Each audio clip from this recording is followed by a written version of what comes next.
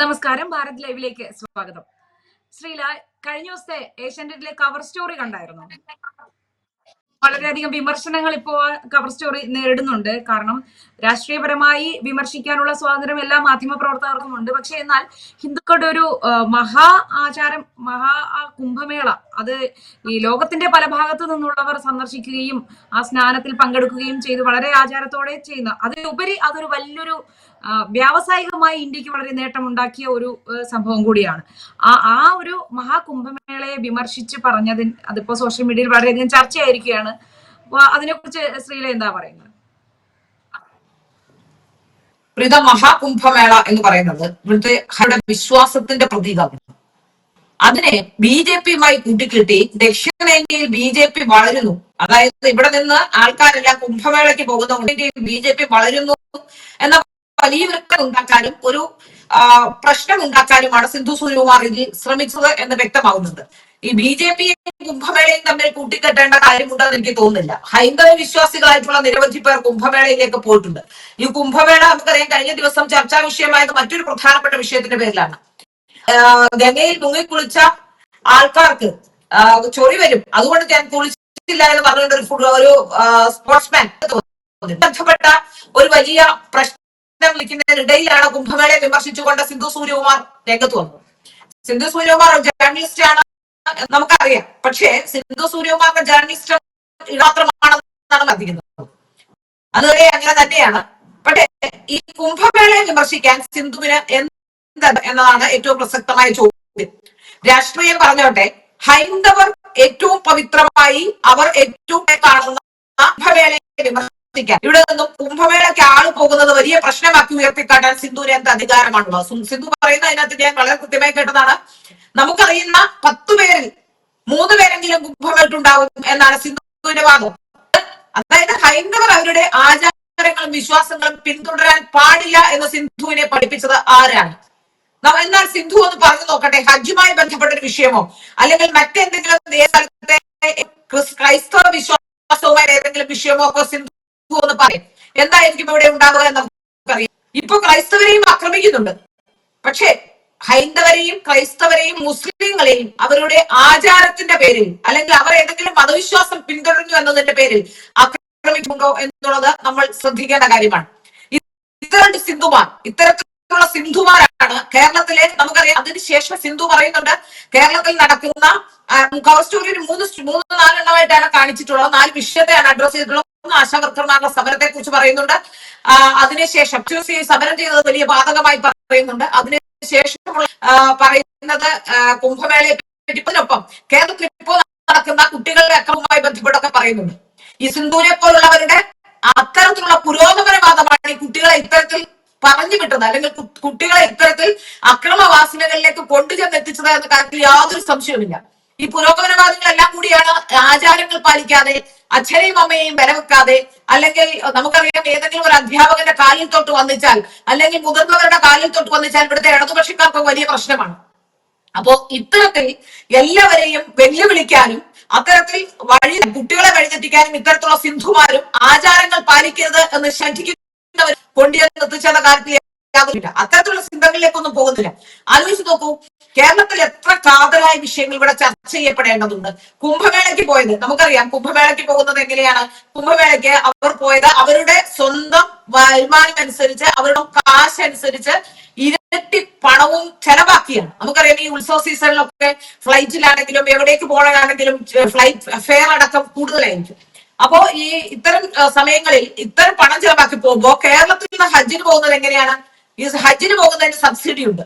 അപ്പോ അങ്ങനെ ഒരു ഒന്നുമില്ലാതെ ഹിന്ദു അവന്റെ കയ്യിൽ നിന്ന് പണം എടുത്തുകൊണ്ട് അവർ ഏതെങ്കിലും തരത്തിലുള്ള ആചാരം പിന്തുടരാനോ അല്ലെങ്കിൽ ഏതെങ്കിലും വിശ്വാസത്തിന്റെ ഭാഗമായോ ഏതെങ്കിലും ക്ഷേത്രത്തിൽ പോയാൽ സിന്ധുവിന് വരുന്നത് എന്തിനാണ്?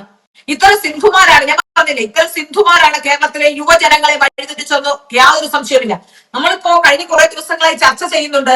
കേരളത്തിലെ ചാനലുകള് വളരെ കൂലങ്കഷമായി ചർച്ച ചെയ്യുകയാണ്. ഏഷ്യാനെറ്റ് ഒരു ലൈവത്തോൺ നടത്തിയിരുന്നു കുട്ടികളുടെ അക്രമവാസനകളെ പറ്റി. കേരളത്തിലെ മാധ്യമങ്ങൾ എന്താണ് ചെയ്തുകൊണ്ടിരിക്കുന്നത്? കേരളത്തിലെ മാധ്യമങ്ങളാണ് പുരോഗമനത്തിന്റെ വക്താക്കൾ എന്ന രീതിയിൽ എല്ലാത്തിനെയും വളച്ചൊളിച്ച് വിവാദങ്ങൾ ഉണ്ടാക്കി ഇത്തരത്തിലുള്ള കാര്യങ്ങൾ കൂടുതൽ ജനങ്ങളിലേക്ക് എത്തിക്കാനും കുട്ടികളെ അത്തരത്തിൽ അക്രമവാസനകളിലേക്ക് തിരിയാൻ പോലും പഠിപ്പിക്കുന്നതും ഒരു നല്ല പങ്ക് വഹിക്കുന്നുണ്ട്.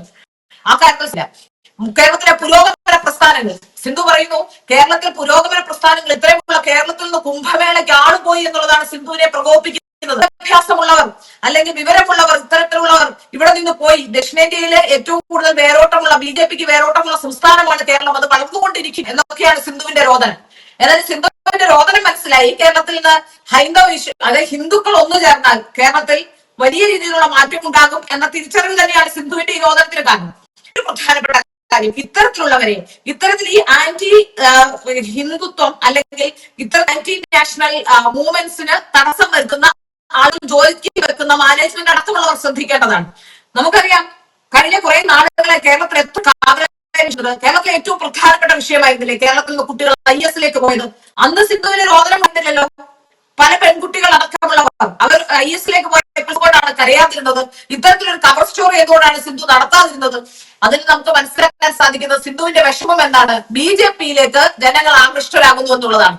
ഭാരതം ഭരിക്കുന്ന പാർട്ടിയാണ് BJPയിലേക്ക് ജനങ്ങൾ ആകൃഷ്ടരായ സിന്ധു എന്തിനു കരയണം? കേരളത്തിലെ ഇടതുപക്ഷം എന്തിനു കരയണം?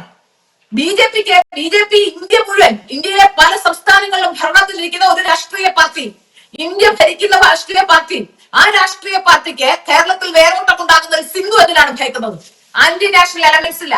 എനിക്ക് തോന്നുന്നു കേരളത്തിലെ BJP RSS അനുഭാവികളുടെ ഇടയിലായിരിക്കും കഞ്ചാവും അതുപോലെ മയക്കുമരുന്നും അടക്കമുള്ളവ, അത്തരത്തിലുള്ളവ താരതമ്യേന കുറവുള്ളത് കേരളത്തിലെ BJP RSS അനുഭാവികൾ തന്നെയായിരിക്കും, സംശയമില്ല.